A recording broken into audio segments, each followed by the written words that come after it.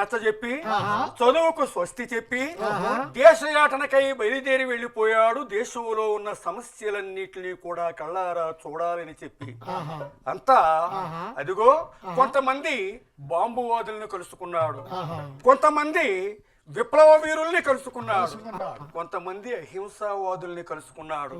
వారి సిద్ధాంతాల్లో ఉండే సారాంశాన్ని గ్రహించి ఎక్కడైతే పేద ప్రజలు ఉంటారో వారి ఆకలి మంటల్లో నుండే విప్లవం వస్తుందని చెప్పి అదిగో ఆంధ్రదేశానికే గుండెకాయ అయినటువంటి మన్య ప్రాంతంలో అడుగు పెట్టాడు రామరాజు. దేశంలో తిరిగి విజ్ఞానాన్ని సంపాదించాడు. అది మొత్తం మీద జనరల్ నాలెడ్జ్ నేర్చుకుంటున్నాడు అన్నమాట. ఏమిట్రా జనరల్ నాలెడ్జ్ ఏమిటి అంటే ప్రపంచ జ్ఞానం నీ బాగా తెలిసేటి. అయ్యో అందులో 2 ప్రశ్నలు వేస్తాను, సమాధానం చెప్పురే. సరే అడుగు. రే 10 రూపాయల నుంచి రూపాయి తీసేస్తే ఎంత? 9 రూపాయలు. నువ్వు చెప్పింది అంతే, నువ్వు చెప్పింది తప్పు. 10 రూపాయల నుంచి రూపాయి తీసేస్తే 10 రూపాయలు ఉంటాయి. ఉంటాయి? 10 రూపాయల నుంచి రూపాయి తీసి వేస్తే ఎంత ఉంటాయి? తీసి వేస్తేనా? తీసి వేస్తే 10 రూపాయలు ఉంటాయని మేము చెప్తాం. అదే మరి నాలెడ్జ్ జనరల్ అంటే. ఓహో, జనరల్ నాలెడ్జి వేరు, నాలెడ్జి జనరల్ వేరు. అంటే వీడికి ఎత్తికి 2 వైపులా పదం ఉంటుందన్నమాట. మరో ప్రశ్న వేస్తాను, అడుగు. మన ముగ్గురికి ఒక కుక్క ఎదురొచ్చింది. కుక్క ఎదురొస్తుంది. ఆ కుక్క ఎటుపోతే మంచిదిరా? కుక్క కనుక కుడి వైపు మీదుగా వెళ్తే మంచిదిరా. కుక్క ఎడమవైపు వెళ్ళినా మంచిదే. వాడు చెప్పినట్టు కుడి పక్క మంచిది కాదు, నువ్వు చెప్పినట్టు ఎడం పక్క మంచిది కాదు. మరి ఇంకా కుక్క ఎలా వెళ్తే మంచిది? మన ముగ్గురిని కరవకుండా పోతే మంచిది.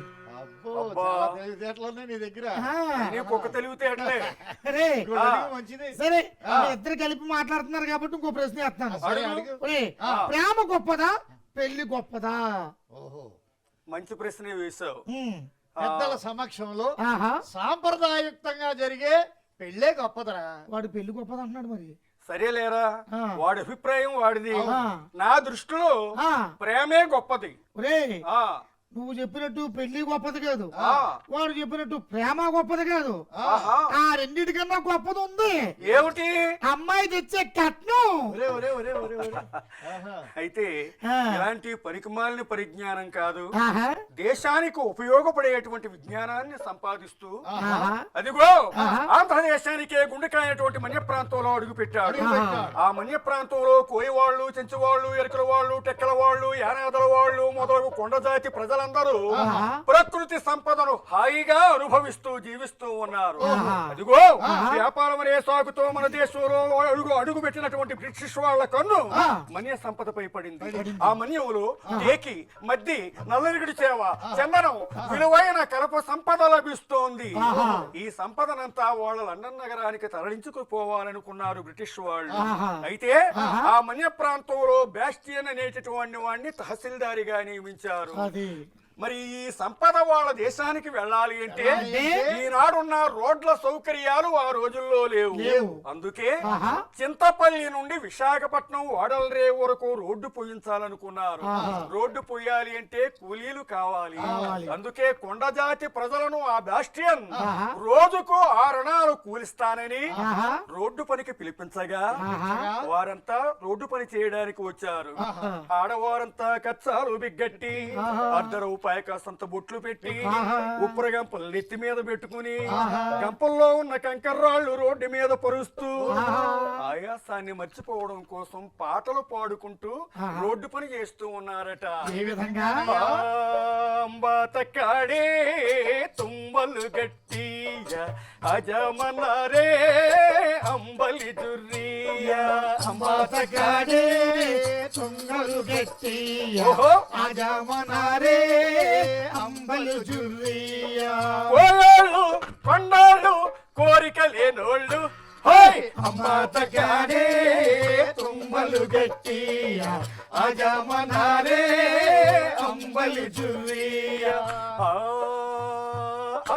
చెక్కవాడలెక్కి సంద్రాలు దాటి, చెక్కవాడలెక్కి సంద్రాలు దాటి వ్యాపారమన్నారు ఏడ చచ్చినారయ్యా. వ్యాపారమన్నారు ఏడ చచ్చినారయ్యా. ఈ దేశాన్ని దోచేస్తూ కులుకుతున్నారమ్మ హై అంబాతగాడే తుంబలు గట్టి ఓహో ఆయామన్నారే అంబలు చుర్రి ఆహా. ఈ విధంగా ఆడకూలీలందరూ కూడా పనిచేసుకుంటున్నాం దొరగారు. ఇక వారి గంపల్లో ఉన్నటువంటి కంకర రాళ్ళు రోడ్డు మీద పరుస్తూ పనులు చేసుకుంటున్నారు ఆడవారు. ఇక మగ కూలీలంతా మలమల మండే మొండు టెండలు బరువైనటువంటి బండరాతి రోలర్ ను లాగలేక లాగుతూ ఆ చింతపల్లి ఘాట్ రోడ్ లో ఎంతో శ్రమపడి అదుగో రోడ్డు పని చేసుకుంటూ పాటలు పాడుకుంటూ పని చేస్తున్నారట. ఒరే రామయ్యన్న, ఒరే శంకురన్న, నువ్వు వచ్చావేట్రా రోడ్డు పనికి? నువ్వు వచ్చావండి. ఒరే ఇంటి దగ్గర కూర్చుని ఈ అడవిలో విప్పసారా జీలుకొల్లు బాగా దొరుకుతుందని పీకల దాకా తాగేసి ఇంటి దగ్గర పడుకోవడం కాదు, కష్టపడి పని చేయాలి ఒంగోలు లాగా. అదిగో లాగరా హైలెస్సో లాగరా హైలెస్సా లాగా పట్టు అది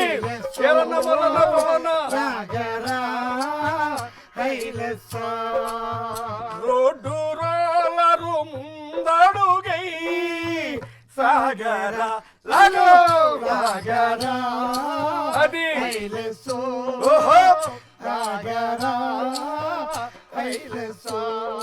నడినెత్తిన సూర్యుడు ఆహో నకనకలాడే డొక్కలు లగరా లాగో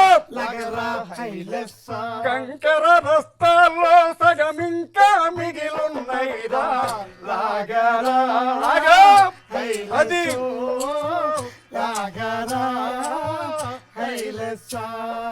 గోదావరి వరదలొచ్చి ఆహో గోలగున్నదంటాడా లగరా లాగో కట్ట సుఖాలిండానికి గౌరీ రొత్తాడంట లాగరా అది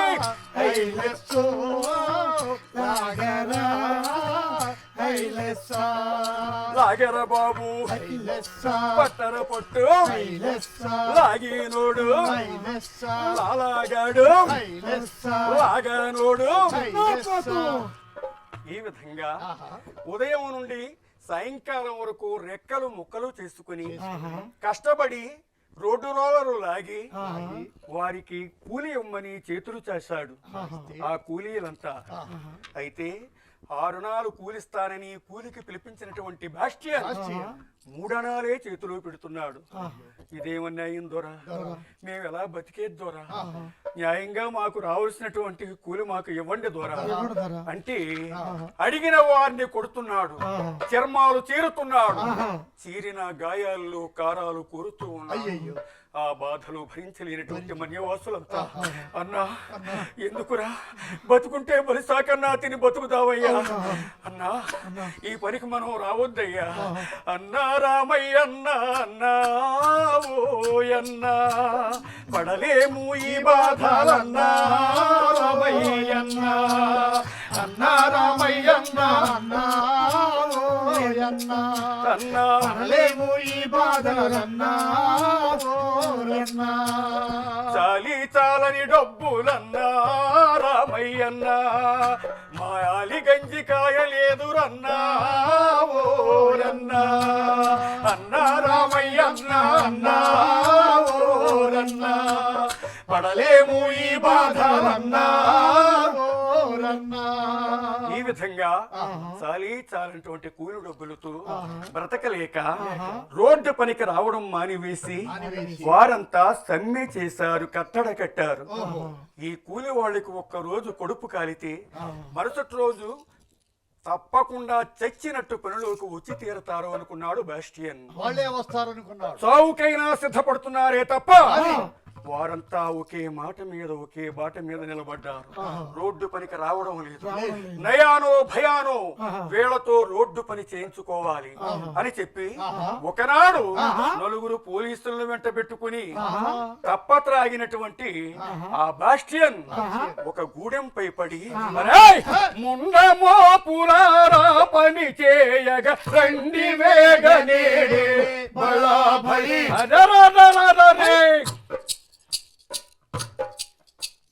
చింత గింజల వడబ్బ సొమ్ము ఆ చింతలు మావేర బళాబళి భారత వీర కుమార వీరగాథ వినరా బళాబళి. కాలే కడుపులతో మండే గుండెలతో పొస్తులతో చావలేక చింత గింజలు ఏరుకుని చింత అంబలి కాచుకుని ఆ అంబలి త్రాగి బ్రతుకుతూ ఉన్నారు. అయినా ఆ అంబలి త్రాగడం వల్ల అనేక మందికి విషజ్వరాలు తగిలి మందులిచ్చే దిక్కు లేక ఆ కాలం వాత పడిపోతూ ఉన్నారు.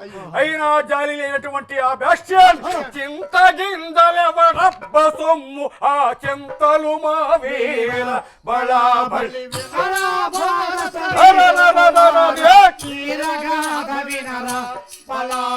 చింత గింజలంటిన మీటలను చితకగొచ్చెదనురా బళాబళి. భారత వీర కుమార వీరగాథ వినరా బళాబళి.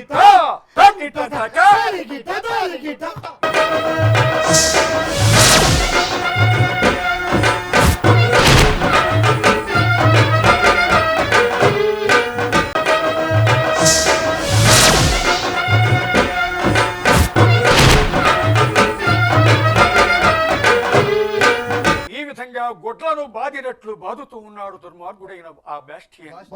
ఆ దెబ్బలు భరించలేక ఆ కూలీలంతా ఏ విధంగా వేడుకుంటున్నారయ్యా. అయ్యా బాస్టియన్ దొరగారు, పగలంతా కష్టపడి పనిచేసి న్యాయంగా మాకు రావాల్సినటువంటి కూలి అడిగితే మమ్మల్ని ఈ విధంగా చిత్రహింసలు చేస్తున్నారు. రెక్కాలరుగగా మేము రేపవలు కష్టింప కూలీ నెగబెట్టితివి ఎలా రావలే పనికి. రెక్కాలరుగగా మేము రేపవలు కష్టింప అవును నెగబెట్టితివి ఎలా రావలే బాస్టియన్ గొంతు కోసినా సరే అన్నారే మేము కూలీకి రాము పొమ్మన్నారే. గొంతు కోసిన సరే అన్నారే మేము కూలీకి రాము పొమ్మన్నారే. నిప్పు తొక్కిన కోటి నీ చుండా బాస్టియను, నిప్పు తొక్కిన కోటి చుండా బాస్టియను కొండబూతులు తిట్టి పైన పడిగొట్టగా, కొండబూతులు తిట్టి పైన పడగొట్టగా కూలీలు గొల్లుమని ఏడ్చారే పెద్ద గోలా గోలగా నరువా సాగారే. కూలీలు గొల్లుమని ఏడ్చారే పెద్ద అయ్యో గోలగా నరువా సాగారే. ఇలా తెల్లవాళ్ల చేతుల్లో చావు దెబ్బలు తింటూ గోడు గోడున విలపిస్తున్నటువంటి ఆ కూలీల గోడును ఎవరు ఆలకించారయ్యా? ఎవరు ఆలకించారయ్యా? అడుగులో ఉండేటటువంటి మా బావరా బల సూర్య తేజ సంపన్నుడ పార బుద్ధి బలుడే భారత వీర కుమార వీరగాథ వినరా. బలయోగి ధవళంబుజ నేత్రుడు బాహుబలుడు త్యాగి భారత వీర కుమార వీరగాథ వినరా.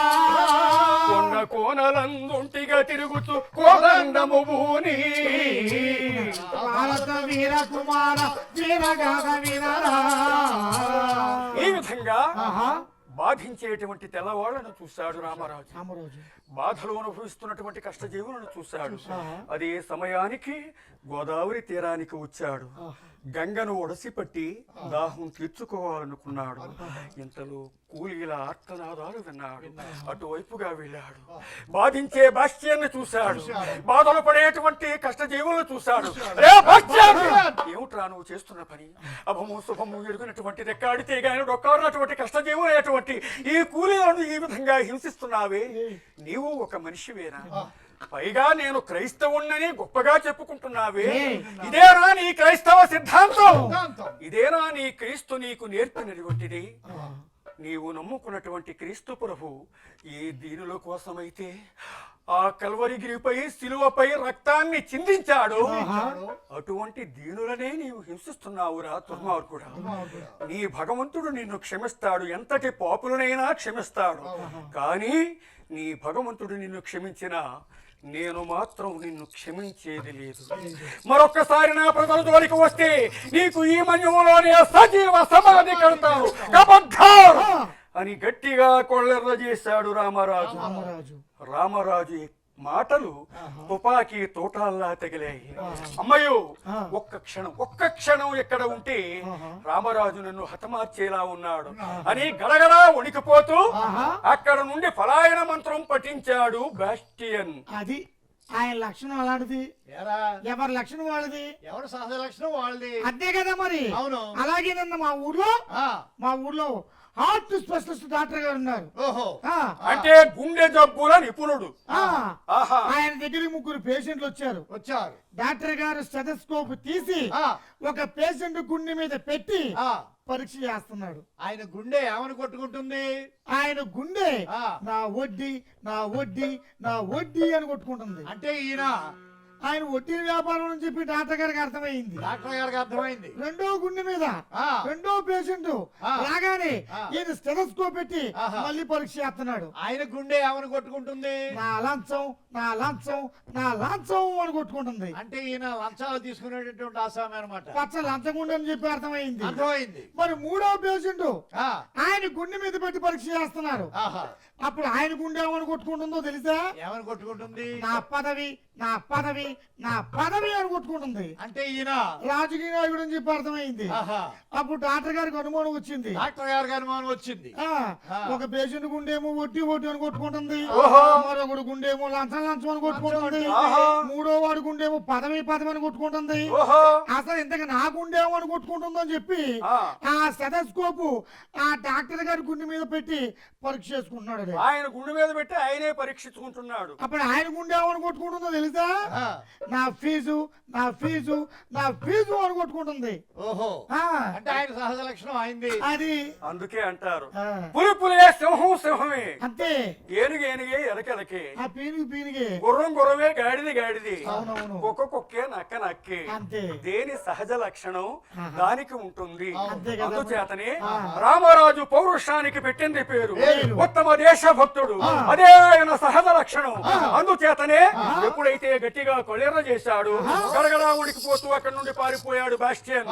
అది గమనించినటువంటి అక్కడ ఉన్నటువంటి మన్యవాసులంతా, అయ్యా మహానుభావ, నువ్వు ఎవరివో మాకు తెలియదు గాని ఆపద్బాంధవుల్లా మాకు నువ్వు ఇక్కడ విచ్చేశావు. ఈ దుర్మార్గులు పెట్టేటువంటి బాధల నుండి మమ్మల్ని రక్షించవయ్యా, మాకు నాయకుడిగా ఉండవయ్యా. నీ రాకను చూసి ఆ బ్రిటిష్ వాడు పరుగులెత్తాడు. అంటే నువ్వంటే వాడు భయపడ్డాడు. నువ్వు మా వెంటే ఉంటే మాకు ఏ భయం ఉండదు అని చెప్పగా రామరాజు కృష్ణదేవి పేట అనగా ఇప్పుడు విశాఖపట్నం జిల్లాలో ఉండేదండి ఆ కేడీపేటలో తన మకాం బసను ఏర్పాటు చేసుకున్నాడు.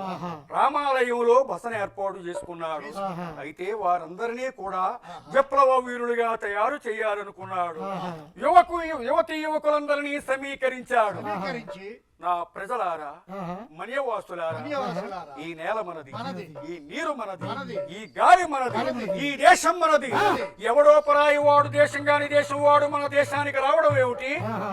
వాడికి మనం పన్నులు కట్టడం ఏమిటి? వారు మన నెత్తినెక్కి పరిపాలించడం ఏమిటి? మన భూములు మనమే దున్నుకుందాం, మన పంటలు మనమే పండించుకుందాం అని రామరాజు నాయకత్వంలో ఉమ్మడి వ్యవసాయాన్ని ప్రారంభించారట. ఇక అదిగో మన్యవాసులంతా వ్యవసాయాలు ఏ విధంగా సాగిస్తున్నారట. ఏరుబూసి ఎల్లారు రైతోళ్ళు, సాలుబోసి సాగారు కూలోళ్ళు. ఏరుబూసి ఎల్లారు రైతోళ్ళు, సాలుబోసి సాగారు కూలోళ్ళు. ఏరుబూసి ఎల్లారు కోయోళ్ళు, సాలుబూసి సాగారు చెంచోళ్ళు. ఏరుబూసి ఎల్లారు కోయోళ్ళు, సాలుబూసి సాగారు చెంచోళ్ళు. సామలు చోళ్ళు నువ్వులు ఇత్తనాలు పట్టుకొని ఎరుపు హా! ఎల్లారు మరి పాలు పోసి సాగారు పూయోళ్ళు కరకలు మెట్టలన్నీ మెత్తగా దున్నారు వెనకల మెట్టలన్నీ మెత్తగతున్నారు ఒరాకు పీకారు వరుసనే వేశారే రాజు బీకారు వర్షమే వేశారే కళ్ళను వడకట్టి నల్లలే జల్లారే ఎరుబూసి ఎల్లారు ఓహో! పాలు పోసి సాగారు చెంచోళ్ళు అవును. ఎరుబూసి ఎల్లారు కోయోళ్ళు పాలు పోసి సాగారు చెంచోళ్ళు తొలకరి మేఘాలు ఉరుముల మెరుపులతోనూ తొలకరి మేఘాలు ఉరుముల మెరుపులతోనూ చల్లు చల్లున వాన నిలచి కురిసింది జల్జల్లున వాన నిలిచి కురిసింది వాన కురిసిందని ఆ కోయ చెంచోళ్ళు వాన కురిసిందని ఆ కోయ చెంచోళ్ళు వేడి బట్టి దుక్కులేదున్నారు ఏరుబోసి ఎల్లారు కోయోళ్ళు ఓహో! మరి పాలు పోసి సాగారు చెంచోళ్ళు తామరు తోళ్ళు నువ్వులిస్తనాలు పట్టుకొని ఏరుబోసి ఎల్లారు కోయోళ్ళు పాలు పోసి సాగారు చెంచోళ్ళు ఈ విధంగా రామరాజు నాయకత్వంలో వారందరినీ ఆహా. విప్లవ వీరుడిగా మారుస్తూ ఉన్నాడు ఆహా. వ్యవసాయం చేయించాడు ఆహా. ఎవరికి కావలసినంత పంటను వారు తీసుకుని వెళ్లి ఆహా. హాయిగా జీవిస్తున్నారు హాయిగా మరి ఆనాడు అందరూ కష్టపడి పనిచేశారు వచ్చిన ఫలసాయాన్ని అందరూ సమానంగా అనుభవించారు అదండి మరి ఈనాడు ఆహా. 100 మంది కలిసి ఫ్యాక్టరీలో పనిచేస్తుంటే ఆహా. ఒక్కడే ఏసీ రూమ్ లో కూర్చుని మేసేస్తున్నాడు మేసేస్తున్నాడు. ఇది దోపిడీ విధానం ఆహా. ఈ దోపిడీ విధానాన్ని ప్రవేశపెట్టినటువంటి వాడు ఆహా. ఆ బ్రిటిష్ వాడు అందుచేతనే మనం దండం పెడితే పాములు కరవక మానవు అన్నాడా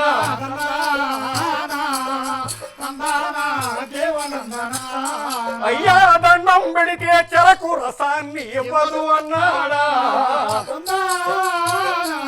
అరే ఏయ్ గొర్రెలను తన్ని తరిమే రోజులు వచ్చాయన్నాడా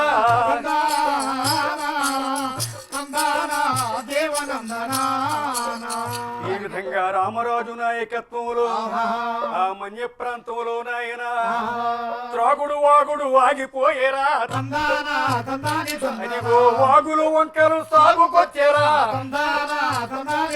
ఏ పన్ను గట్టడు ఏ మన్యవాసి పరాయి ప్రభువులకే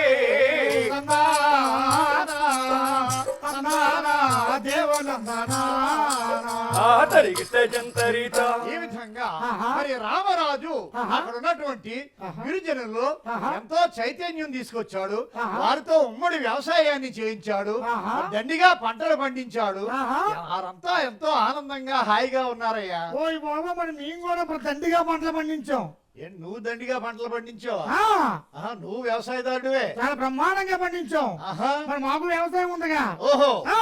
ఎంత ఉంది నీకు ఒరేయ్, ఆ. నాకు ఆ. మా ఊరు ప్రెసిడెంట్ గారికి కలిపి కలిపి 125 ఎకరం ఆ? మీ ఊరు ప్రెసిడెంట్ గారు కూడా మాకు ఎందుకు కానీ ఆ.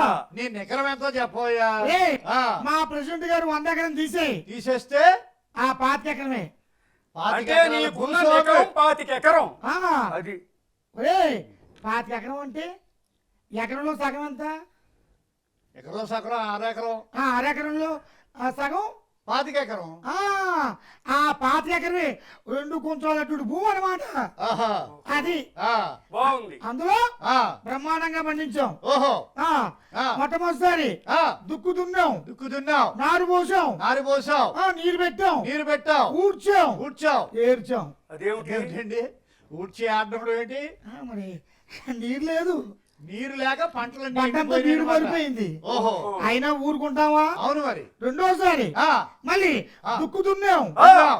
నీరు పెట్టాం ఆహా నారు వేసాం వేసావు నీరు పెట్టాం పెట్టావు ఊడ్చాం ఊడ్చావు ఏడ్చాం అదే మళ్ళీ ఆడడం ఏంటండి ఆ, ఎలకలు ఆ ఆ, ఎలకలు? ఎలకలు ఒక్కొక్క దాన్ని 2 ముక్కలుగా కట్ చేసేస్తున్నాయి మొక్కని 2 ముక్కలు చేసేస్తున్నాయండి వెలకలు ఆ, ఆహా అయినా ఊరుకుంటావా అవును మరి రైతుని ఆహా మరి ఆ. ఎలాగైనా పండించాలని చెప్పి అవును. మూడోసారి వేసాం ఆహా బంగారంగా పండిపోయింది ఓహో. బంగారు లాంటి పంట పండేసింది ఆహా దుబ్బుడు ఆ, ఆ, ఓహో దుబ్బు సందాడు దుబ్బు సందుడు ఆ వెన్ను మూరుడు వెన్ను మూరుడు దూస్తే దోషుడు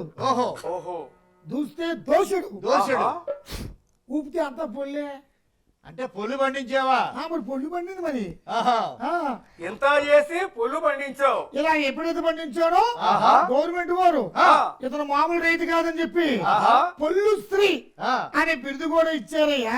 చాలా మంచి పని చేశారు. ఆ. ఇలాంటి రైతులు వ్యవసాయం చేసినట్లయితే ఆహా. అన్నపూర్ణగా పేరుగాంచినట్లు మన ఆంధ్రదేశం ఆహా. అన్నము అని అలమటించవలసిన పరిస్థితి వస్తుంది. అవును. అంటే నీలా కాకుండా ఆహా. ఆనాడు రామరాజు ఆ. ఆ గిరిజనులందరినీ చైతన్యవంతులు చేస్తూ ఆహా. వారితో ఉమ్మడి వ్యవసాయాన్ని పోడు వ్యవసాయాన్ని చేస్తూ ఆహా. అందరూ సమానంగా తీసుకుంటూ ఆహా. హాయిగా జీవనాన్ని సాగిస్తూ ఆహా. విప్లవ వీరులుగా విజ్ఞానవంతులుగా తయారవుతున్నారయ్యా సోదర.